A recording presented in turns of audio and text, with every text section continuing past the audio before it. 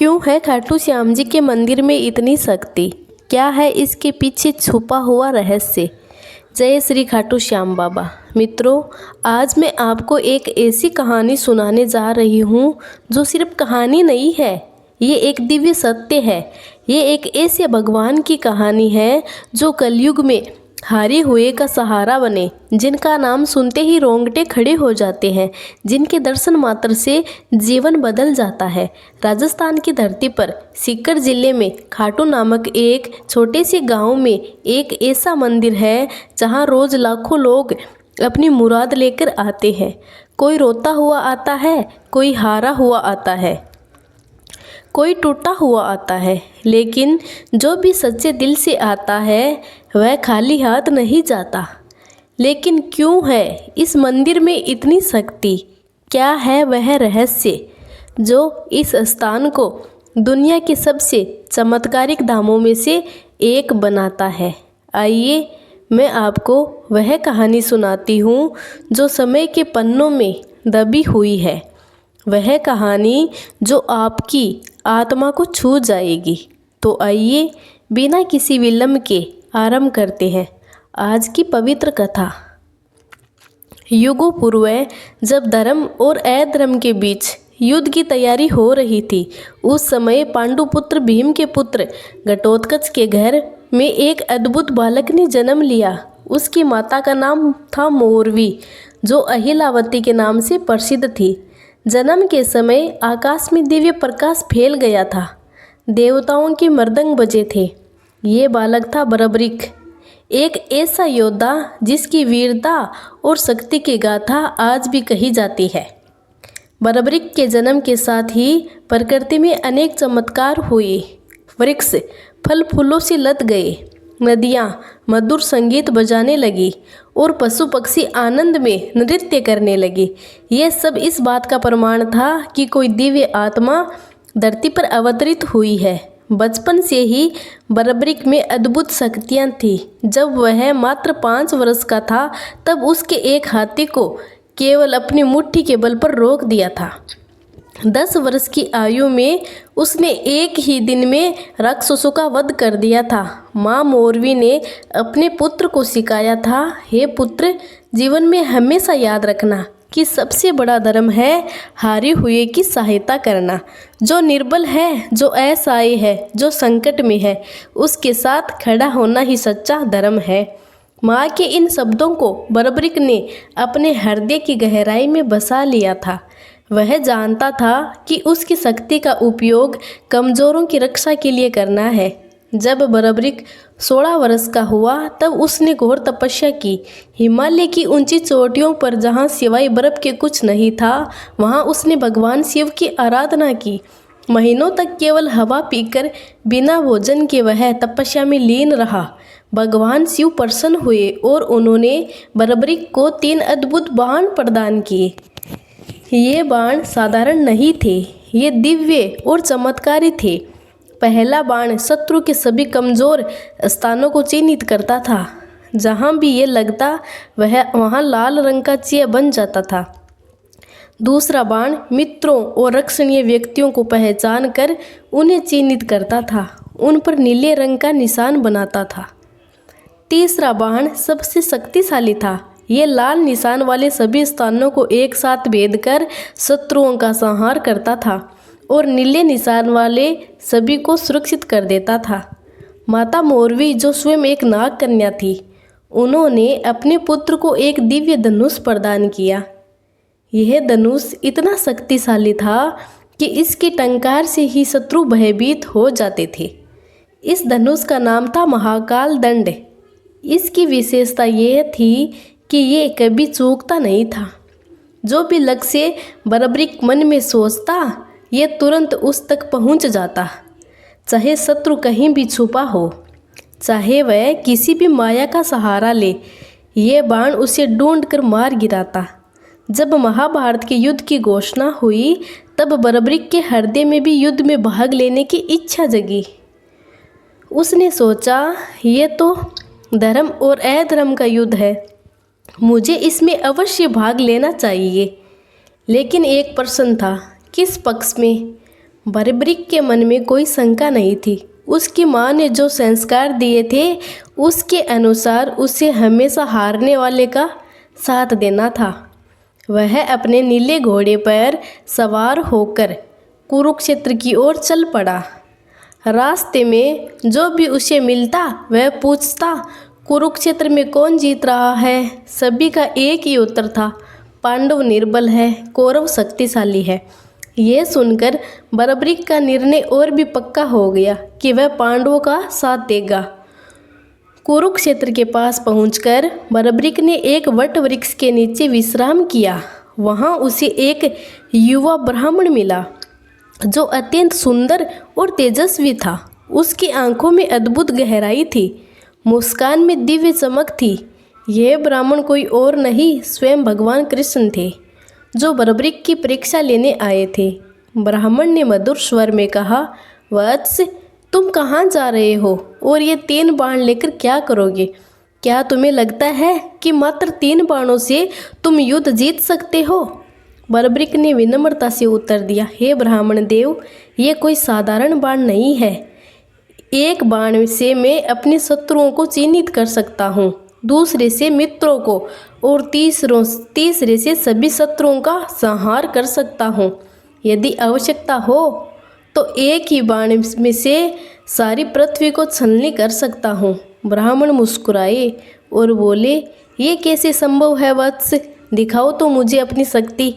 उन्होंने पास के एक विशाल पीपल वृक्ष की ओर इशारा किया और कहा, इस वृक्ष के सभी पत्तों को छेद दो, लेकिन ध्यान रहे एक भी पत्ता नष्ट नहीं होना चाहिए, केवल छेद होना चाहिए।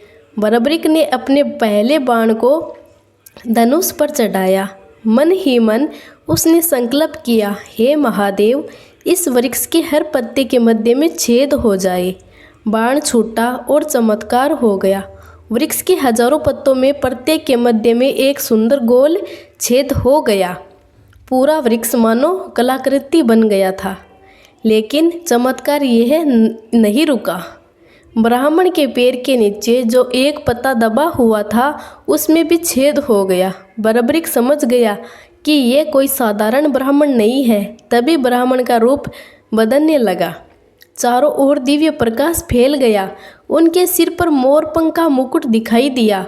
हाथों में सुदर्शन चक्र और मुरली थी। ये थे स्वयं भगवान कृष्ण। बरबरीक तुरंत उनके चरणों में गिर पड़ा और बोला, हे जगन्नाथ, हे कृष्णा, आपने मुझ पर कृपा की, लेकिन मैं समझ नहीं पा रहा कि आप मुझसे क्या चाहते हैं। भगवान कृष्ण ने उसे उठाया और प्रेम से कहा, वत्स, मैं तुम्हारी शक्ति से प्रभावित हूँ, लेकिन एक समस्या है। तुम्हारी शक्ति इतनी महान है कि यदि तुम युद्ध में भाग लोगे तो पूरा युद्ध असंतुलित हो जाएगा। फिर कृष्णा ने समझाया, तुमने कहा था कि तुम हारने वाले का साथ दोगे, लेकिन सोचो, यदि तुम पांडवों के साथ मिलकर कौरवों को हरा दोगे तो फिर कौरव हारने वाले हो जाएंगे। तब तुम्हारा धर्म होगा कौरवों का साथ देना, और यदि तुम कौरवों का साथ दोगे तो पांडव हार जाएंगे। तब तुम्हें पांडवों का साथ देना होगा। इस तरह तुम अकेले ही पूरा युद्ध लड़ोगे और सभी महारथी केवल तमाशबिन बनकर रह जाएंगे। बरबरीक के मन में भी तूफान मच गया। उसने समझा कि भगवान सत्य कह रहे हैं। उसकी शक्ति वास्तव में इतनी प्रबल थी कि वह अकेले ही युद्ध का परिणाम बदल सकती थी। भगवान कृष्ण ने धीरे से कहा, वत्स, मैं तुमसे गुरु दक्षिणा मांगता हूँ। अवश्य प्रभु, आपकी आज्ञा मेरे लिए सर्वोपरि है। मांगिए, क्या चाहिए आपको? भगवान कृष्ण ने गंभीर स्वर में कहा, मुझे तुम्हारा शीश चाहिए। ये सुनकर बरबरीक के चेहरे पर एक पल के लिए उदासी छा गई। उसके मन में हजारों विचार आए। युद्ध देखने की इच्छा, वीरगति पाने की चाह, यश कमाने की लालसा, सब कुछ एक ही पल में बिखर गया। लेकिन अगले ही क्षण उसके चेहरे पर शांति आ गई। गुरु का आदेश उसके लिए सब कुछ था। प्रभु, बरबरीक ने दृढ़ स्वर में कहा, आपकी इच्छा मेरे लिए आदेश है। मैं अपना शीश अवश्य दूंगा, लेकिन मेरी एक प्रार्थना है। कृष्ण मुस्कुराए और बोले, कहो वत्स, क्या चाहते हो? बरबरीक बोला, मैं युद्ध देखना चाहता हूँ। मेरा शीश काटने के बाद भी यदि वह युद्ध देख सके तो मैं अपने जीवन को सार्थक समझूंगा। भगवान कृष्ण ने प्रसन्नता से कहा, तथास्तु। तुम्हारा शीश न केवल युद्ध देखेगा बल्कि युद्ध की संपूर्ण गाथा को समझेगा भी। और सुनो, एक और वरदान देता हूँ। कलयुग में तुम मेरे नाम से पूजे जाओगे, लोग तुम्हें श्याम कहकर पुकारेंगे। बरबरीक ने अपनी तलवार निकाली। भगवान कृष्ण के सामने झुकते हुए उसने कहा, हे कृष्णा, ये शीश आपको समर्पित है, इसे स्वीकार कीजिए। एक ही बार में बरबरीक ने अपना शीश काट दिया। आकाश से पुष्प बरसने लगे, देवताओं के मृदंग बजे और चारों ओर दिव्य प्रकाश फैल गया। कटा हुआ शीश भूमि पर गिरा, लेकिन उसकी आंखें खुली रही, चेहरे पर तेज बना रहा। भगवान कृष्ण ने उस शीश को उठाकर कुरुक्षेत्र के युद्ध क्षेत्र के पास एक ऊंचे स्थान पर रख दिया, जहां से संपूर्ण युद्ध दिखाई देता था। 18 दिन तक चले महाभारत के युद्ध में बरबरीक का शीश सब कुछ देखता रहा। उसने देखा कैसे महान योद्धा एक एक करके मृत्यु लोक को प्राप्त होते गए। भीष्म का सरसैया पर लेटना, अर्जुन की वीरता, कर्ण का दान, द्रोणाचार्य का त्याग, लेकिन सबसे बढ़कर उसने देखा भगवान कृष्ण की लीला। कैसे वे धर्म की स्थापना के लिए हर पल युद्ध को संचालित कर रहे थे। युद्ध समाप्त होने पर जब पांडवों में विवाद हुआ कि सबसे बड़ा योद्धा कौन था, तब भगवान कृष्ण ने बरबरीक के शीश से पूछा, वत्स, तुमने पूरा युद्ध देखा है, बताओ सबसे महान योद्धा कौन था? बरबरीक के शीश ने उत्तर दिया, प्रभु, मैंने देखा कि युद्ध में केवल आपका सुदर्शन चक्र और द्रौपदी के बाल दिखाई दे रहे थे। चक्र शत्रुओं का संहार कर रहा था और द्रौपदी के खुले बाल धर्म की रक्षा कर रहे थे। बाकी सभी योद्धा तो केवल निमित्त मात्र थे। ये सुनकर सबको समझ आया कि युद्ध का वास्तविक संचालक भगवान कृष्ण थे। युद्ध समाप्त होने के बाद बरबरीक का शीश रहस्यमय रूप से गायब हो गया।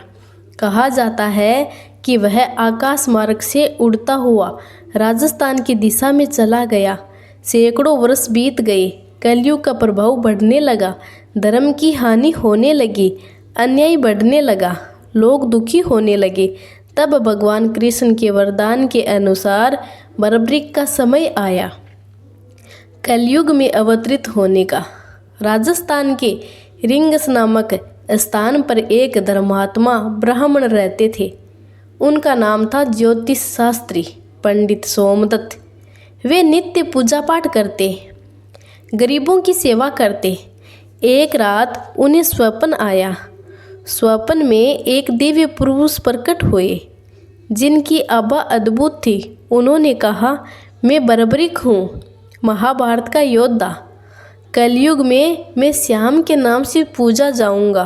तुम कल प्रातः नगर के बाहर पीपल वृक्ष के नीचे खुदाई करो, वहाँ तुम्हें मेरा दिव्य शीश मिलेगा। अगले दिन पंडित सोमदत्त ने अपने मित्रों के साथ उस स्थान पर खुदाई शुरू की। थोड़ी ही देर में मिट्टी से एक अद्भुत तेज निकलने लगा। जैसे जैसे खुदाई आगे बढ़ी, तेज और भी प्रखर होता गया। अंत में एक दिव्य शीश मिला। ये शीश जीवंत लगता था। इसकी आंखें बंद थी, लेकिन चेहरे पर दिव्य शांति थी। शीश के चारों ओर प्रकाश फैला हुआ था। जैसे ही शीश को बाहर निकाला गया, आकाश में इंद्रधनुष दिखाई दिया। फूलों की वर्षा हुई और मधुर संगीत की ध्वनि गूंज उठी। पंडित सोमदत्त ने शीश को एक पवित्र स्थान पर रखा। उसी रात उन्हें फिर स्वप्न आया। इस बार भगवान कृष्ण स्वयं प्रकट हुए और बोले, वत्स, इस शीश को यहाँ से खाटू नामक स्थान पर ले जाना है। वहाँ एक कुंड है जो मेरी दिव्य शक्ति से बना है, उसका नाम है श्याम कुंड। वहीं बर्बरी का अस्थायी निवास होगा। पंडित ने पूछा, लेकिन प्रभु खाटू कहाँ है? भगवान बोले, तुम केवल शीश को लेकर चलो, जहाँ शीश रुकना चाहेगा समझ लेना वही उसका स्थान है। पंडित सोमदत्त ने शीश को एक दिव्य पट्टी पर रखा और यात्रा आरंभ की। रास्ते में जो भी व्यक्ति शीश के दर्शन करता उसके सारे कष्ट दूर हो जाते, बीमार व्यक्ति ठीक हो जाते, दुखी लोगों को शांति मिलती। कई दिन की यात्रा के बाद जब वे एक सुंदर स्थान पर पहुँचे तो शीश अचानक भारी हो गया। कितने भी कोशिश करने पर वह आगे नहीं बढ़ सका। समझ आ गया कि यही वह स्थान है जहाँ एक प्राकृतिक कुंड था, जिसका पानी अत्यंत शुद्ध और निर्मल था। स्थानीय लोग इसे श्याम कुंड कहते थे। उस समय खाटू गांव के राजा थे, राजा रूप सिंह चौहान। जब उन्हें इस चमत्कारी शीश के बारे में पता चला तो वे तुरंत दर्शन करने के लिए आए। शीश के दर्शन करते ही उनके मन में अपार श्रद्धा जाग गई। उन्होंने वहीं एक भव्य मंदिर बनवाने का निर्णय लिया। मंदिर का निर्माण अद्भुत ढंग से हुआ। दिन में जितना काम मजदूर करते, रात में उससे दोगुना काम अपने आप हो जाता। मजदूरों का कहना था कि रात में दिव्य शक्तियाँ काम करती दिखाई देती थी। जब मंदिर तैयार हो गया और शीश को वहाँ स्थापित किया गया, तब पहली बार आरती का आयोजन हुआ। आरती के दौरान एक अद्भुत चमत्कार हुआ। शीश की आंखें खुल गई और उनमें इतना तेज था कि सभी लोग चकित रह गए। ऐसा लगता था जैसे कोई जीवंत व्यक्ति सामने बैठा हो। उसी दिन से ये परंपरा शुरू हुई कि श्याम बाबा नित्य अपने भक्तों को दर्शन देते हैं। उनकी आंखों में वही दया है, वही करुणा है जो महाभारत के समय थी, हारे हुए के लिए थी। श्याम कुंड में एक विशेष रहस्य है। इसका पानी कभी कम नहीं होता और कभी ज़्यादा नहीं होता। हजारों लोग रोज इसमें स्नान करते हैं, लेकिन पानी का स्तर वही रहता है। वैज्ञानिकों ने जांच की पर कोई भूमिगत स्रोत नहीं मिला। ये रहस्य आज भी बना हुआ है। कहा जाता है कि ये कुंड सीधे क्षीर सागर से जुड़ा हुआ है, जहाँ भगवान विष्णु विराजते हैं। इसीलिए इसका पानी कभी समाप्त नहीं होता। श्याम बाबा की मूर्ति के ठीक नीचे एक गुप्त कक्ष है। कहा जाता है कि वहाँ बर्बरिक के तीनों दिव्य बाण रखे हुए हैं। ये कक्ष तब तक नहीं खुलेगा जब तक कलयुग में धर्म का सर्वनाश नहीं हो जाता।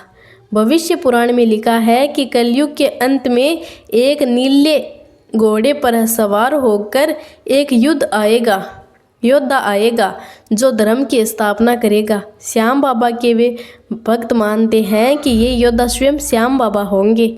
मंदिर के पुराने शिलालेखों में एक नील घोड़े पर सवार योद्धा का चित्र बना है। ये चित्र रहस्यमय है और इसका अर्थ आज तक कोई नहीं समझ सका। श्याम बाबा के सेकंड नाम है और ये संख्या भी रहस्यमय है। प्रत्येक नाम कलयुग की एक समस्या का समाधान है। जब कोई भक्त पूरी श्रद्धा से इन 11 नामों का जाप करता है तो उसकी सभी समस्याएं हल हो जाती है, परंतु ये तभी संभव है जब उसका हृदय पूर्णतः शुद्ध हो। श्याम बाबा से जुड़ी संख्याएं भी विशेष है। मंदिर में 108 सीढ़ियाँ हैं। श्याम कुंड का व्यास 51 फीट है। मुख्य गुंबद की ऊंचाई 108 फीट है। ये संख्याएं संयोग नहीं बल्कि आध्यात्मिक संकेत है। 108 ब्रह्मांड की संपूर्णता का प्रतीक है और 51 शक्तिपीठों की संख्या है। ज्योतिषियों के अनुसार श्याम बाबा का मंदिर एक विशेष ज्योतिषीय स्थान पर बना है, जहां 5 ग्रहों की शक्तियां केंद्रित होती है। फाल्गुन मास की एकादशी के दिन यहाँ विशेष ऊर्जा का संचार होता है। इस दिन श्याम बाबा की शक्ति चरम पर होती है। श्याम बाबा से जुड़े 3 रंग नीला, पीला और लाल भी रहस्यमय है। नीला रंग विष्णु का प्रतीक है, पीला रंग ज्ञान का, लाल रंग शक्ति का। जब भक्त इन रंगों के वस्त्र पहनकर मंदिर आते हैं तो उनका श्याम बाबा के साथ दिव्य सामंजस्य बनता है। शास्त्रों के अनुसार जब कलयुग अपने अंतिम चरण में पहुँचेगा और धर्म लगभग समाप्त हो जाएगा, तब श्याम बाबा पूर्ण रूप से प्रकट होंगे। वे अपने 3 दिव्य बाणों के साथ आएंगे और अधर्म का नाश करेंगे। यह होगी कलयुग की अंतिम लड़ाई। भविष्य पुराण में लिखा है, एक नील घोड़ा आकाश से उतरेगा, उस पर श्याम बाबा सवार होंगे। उनके हाथ में अपना दिव्य धनुष होगा। वे एक ही बाण से सारे संसार के पापियों का नाश करेंगे और धर्म की स्थापना करेंगे। श्याम बाबा के इस अवतरण के बाद सतयुग आरंभ होगा। फिर से धर्म, सत्य और न्याय का राज्य होगा। लोग प्रेम से रहेंगे, कोई दुख नहीं होगा। यही है श्याम बाबा का अंतिम मिशन, संसार में शांति और सुख की स्थापना। इस कहानी का अंत प्रेम की जीत के साथ होता है। श्याम बाबा प्रेम के अवतार है। उनका प्रेम जाति, धर्म, भाषा की सीमाओं को पार करता है। वे मुस्लिम, सिख, ईसाई सभी के हैं, क्योंकि दुख का कोई धर्म नहीं होता और जो दुख हरता है वह सबका होता है। हारे का सहारा श्याम हमारा। यही है खाटू श्याम की दिव्य शक्ति। यही है उनका छुपा हुआ रहस्य। अनंत प्रेम, अनंत करुणा, अनंत कृपा। अगर ये कथा आपको पसंद आई हो तो हमारे चैनल को लाइक करें और सब्सक्राइब करें। कमेंट में जय श्री खाटू श्याम बाबा अवश्य लिखें। धन्यवाद। जय श्री खाटू श्याम बाबा।